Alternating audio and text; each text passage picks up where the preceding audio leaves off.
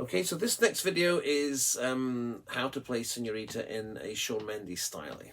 So I watched a couple of live performances and I'm pretty sure this is how he's playing it.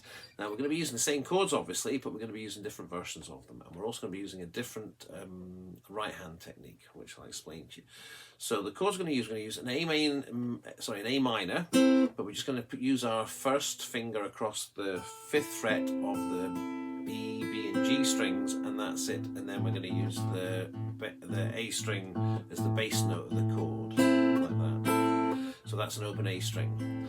Now you could put your 3rd finger on the 7th fret of the D string, so you're playing the full chord, but you don't need that for the rhythm part because we're plucking 3 fingers, using 3 fingers to pluck the strings.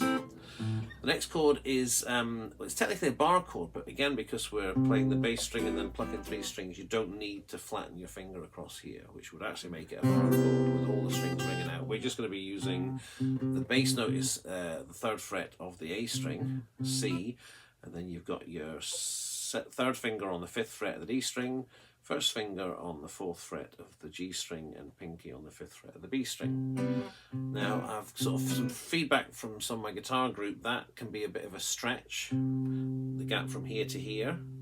So obviously if you're finding that quite difficult, just persevere with that, being able to sort of open your hands up. I mean, ultimately, you know, once you've built up your guitar technique, you should be able to stretch over quite a few strings, but I think that can be quite hard if you're holding down a lot of strings and your fingers are far apart. Also, your thumb is in the back of the guitar and you're squeezing, using that to give you the pressure, and your wrist is dropped down here. Try to avoid resting your elbow on your knee like when you're playing the guitar, because that often kind of prevents you from dropping your wrist down. You want your hand almost to be parallel to the fretboard and your wrist underneath it like that.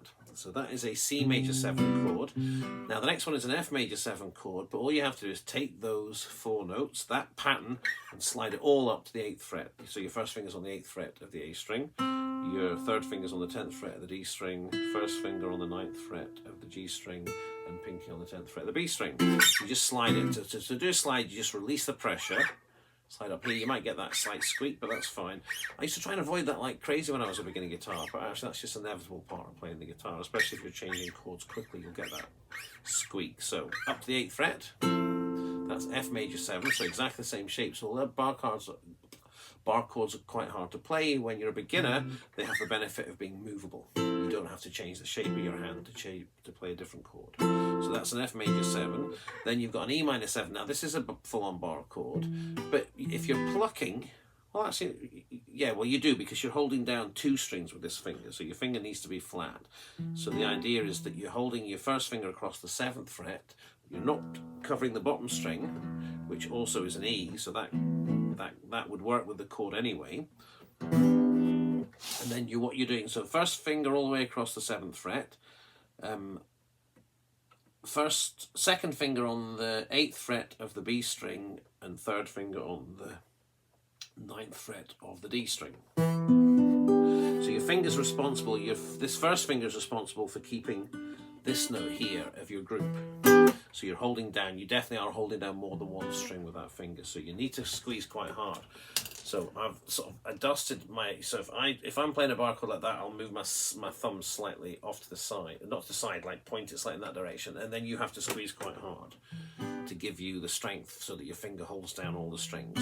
So that's an E minor 7, and then you're finishing off with a G bar chord, so you move your 1st finger up to the 10th fret of the A string, and then your 3rd finger is barred across the 12th fret of the D, the G, and the B.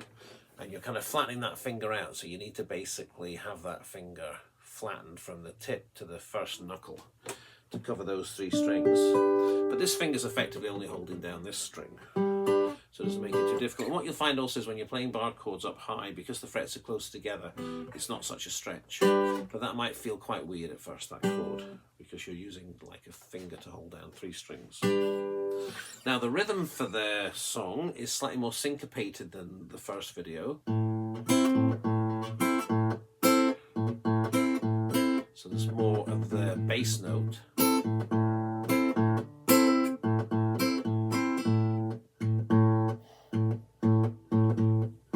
That's what you're doing with your thumb.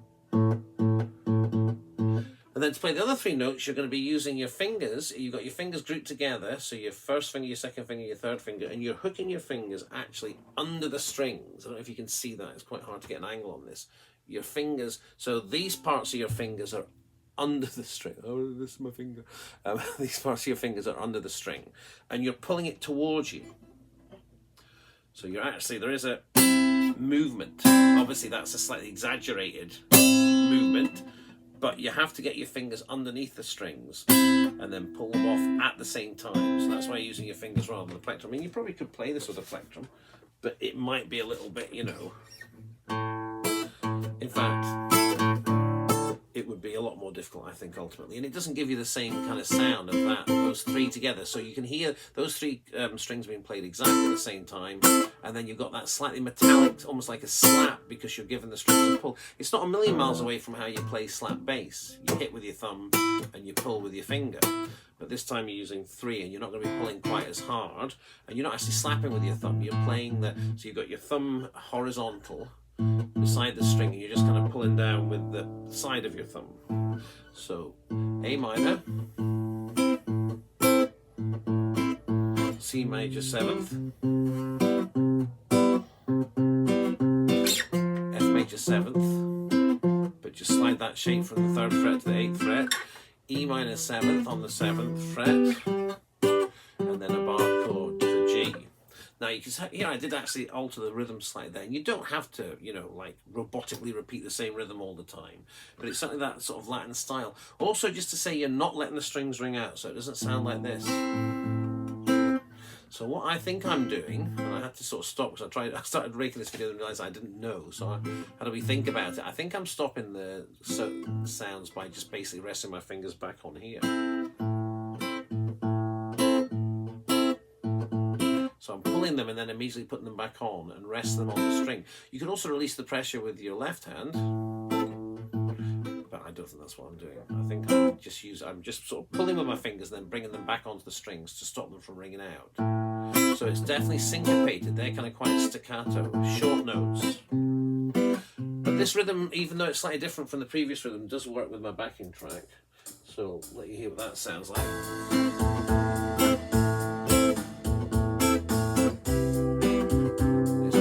Kind of Latin sort of syncopated rhythm.